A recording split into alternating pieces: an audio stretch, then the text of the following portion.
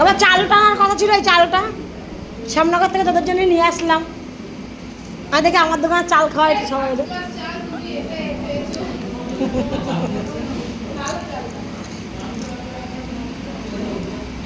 আমার ভাই বললো বলি চল তোর দোকানে চাল নিয়ে আসবি, এখানে চালের কোয়ালিটি ভালো লাগছে না।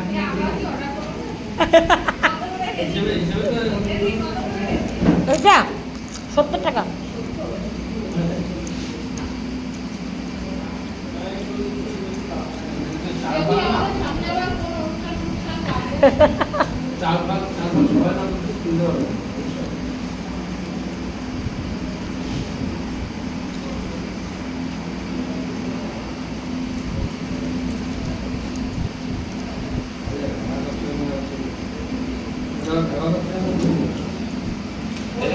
খাবো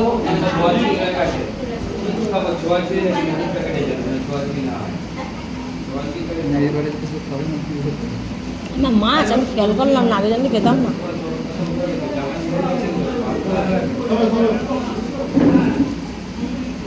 দেখেছো নতুন প্যাকেট আমার জন্য রেখে দিয়েছে, ছোঁয়া ছুঁয়ে জামাই খাবে না, প্রমাণ দেখে না যত ক্যাটারিং করে সব।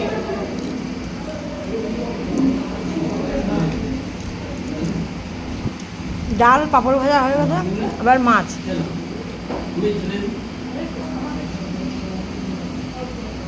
আমাকে সলিড দিবি না? হ্যাঁ আমি সলিড খাই না।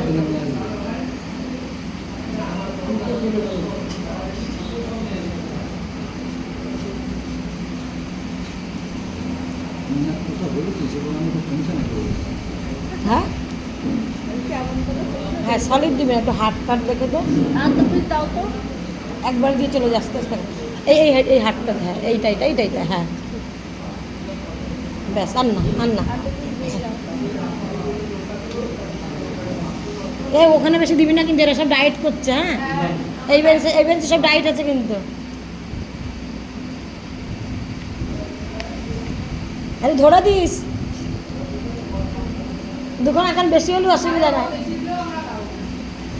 না না এসব না, তোর বড়ের জন্য নিয়ে আসে। আস কেন এই ইয়ে নিয়ে যাস সাধু না, এই বই সব না না বেচারা আসেনি বুঝিস না।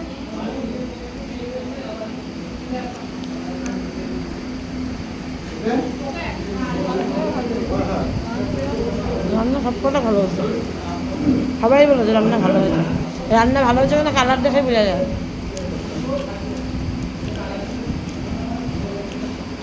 কুকমিন মশলা দিয়েছে, রান্না ভালো। ও এমনি আছে এমনি আছে।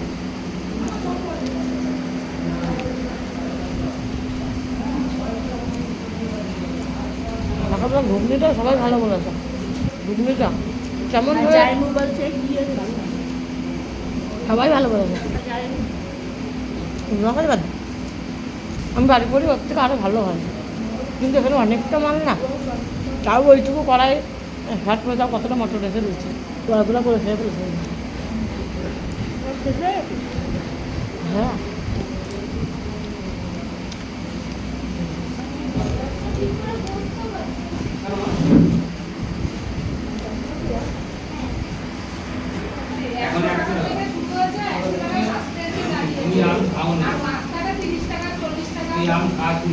এখন অব্দি 100 টাকা থেকে 90 টাকা অব্দি এখন আম তৈরি, এখন তো কাঁচা এখন আম তৈরি আমার বাড়ি। আমি আজকে আমার দোকানে আমি টাকা করে দিচ্ছি।